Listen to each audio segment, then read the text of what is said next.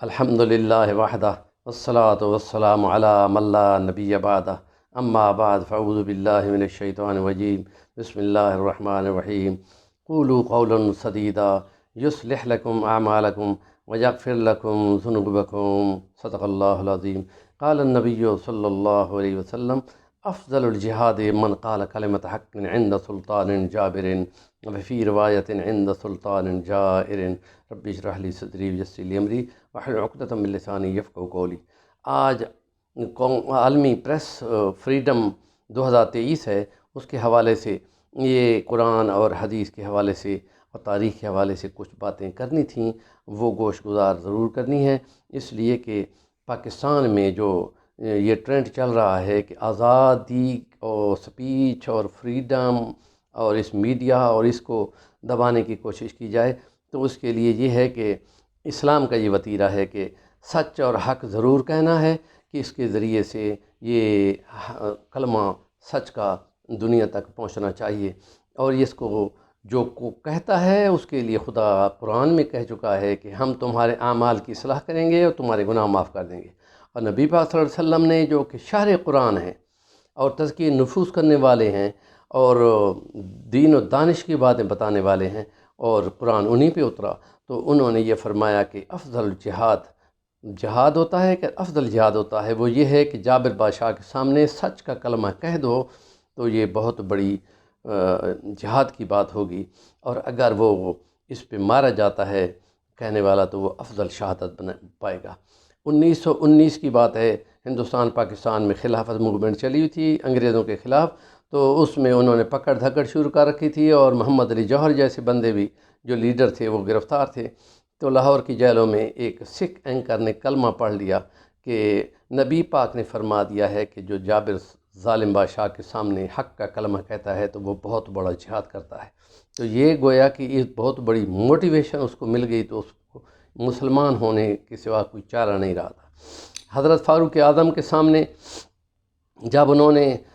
جنگ قادسیہ کے بعد کچھ خطاب کرنا چاہا تمام لوگوں کو، مال غنیمت بہت بڑی تعداد میں تقسیم ہو گیا تھا، تو انہوں نے کہا سنو اور اطاعت کرو، تو ایک شخص اٹھ کے کہتا ہے لا نسمع ولا نطیع، ہم نہیں سنتے، ہم نہیں مانتے کہ آپ نے اتنی بڑی قمیض کیسے بنا لی، ہماری قمیضیں بمشکل بن رہی تھی اور آپ کا قد تو 6 فٹ سے اوپر ہے۔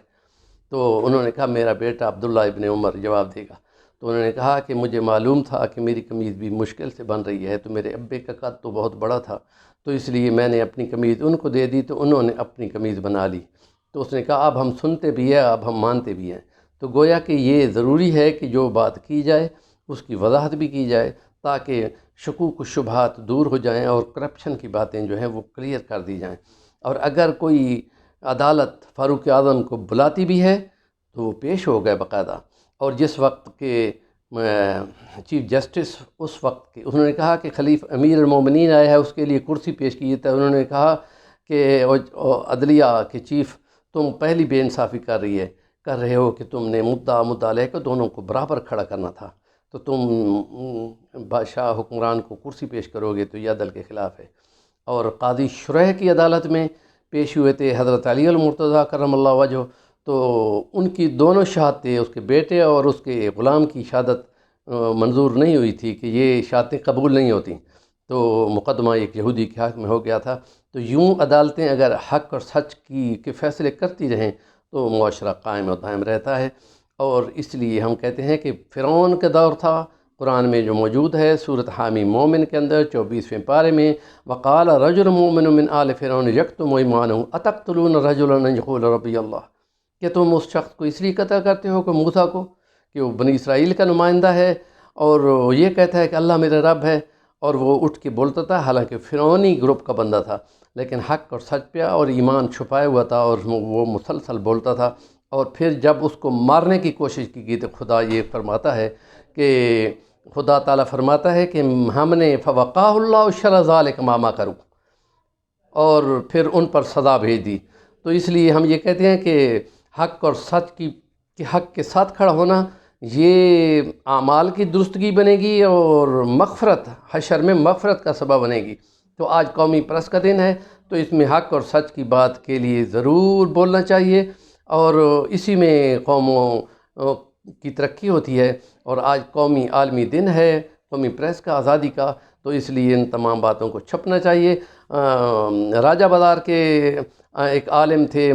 ایوب خان کے دور میں، تو انہوں نے بولا تھا کہ چون لائی جب وہ پاکستان میں آئے تھے کہ تم لوگ پٹھان ہو ایبٹ آباد کے، اور تم نے سکول کی بچیوں کو سڑکوں پہ کھڑا کر دیا ہے اور پھول پھینک رہی ہیں چینی وزیر اعظم پر، یہ قومی غیرت کے خلاف ہے، اپنی بچیاں تم کیوں نہیں نکالتے؟ تو اس بات پہ ان کو قید کر دیا گیا تھا۔ تو انہوں نے کہا کہ کوئی بات نہیں ہے قید میں، لیکن اگر سچ کی بات کہتے ہیں تو سزائیں تو ہوتی ہیں، تاریخ اسلام اس کی گواہ ہے۔ اور دیکھو حضرت امام احمد بن حنبل نے مسئلہ خلق قرآن پر کتنی تکلیفیں اٹھائی تھیں۔ وہ روزانہ ایک کوڑا ان کو لگتا تھا، وہ کہتے ہیں وہ کوڑا اگر بیل کو مار دیا جاتا تو بیل بھی کرا کے بیٹھ جاتا تھا، لیکن کتنے سال تک انہوں نے تکلیفیں اٹھائیں، لیکن یہ کہتے رہے کہ یہ بات جو بحث جو ہے غلط ہے اور یہ خود ساختہ ہے۔ تو ایسی بات کہنے پہ اللہ پاک بہت بڑی جرت پیدا کر دیتا ہے اس قوم میں، اور پاکستان میں بھی یہ پریس کی آزادی اور میڈیا کی آزادی مکمل طور پہ ہونی چاہیے، اور دنیا کو یہ کہنے کا موقع نہیں ملنا چاہیے کہ پاکستان میں پابندی ہے اور بولنے کی اور سپیچ کی اور لکھنے کی۔ تو نیکی کی بات کو ضرور آگے پہنچائیں، اور حق اور سچ کے کلمے کے ساتھ ہو جانا اعمال کی مغفرت کا سبب بنے گا۔ اور وآخر دعوانا الحمدللہ رب العالمین۔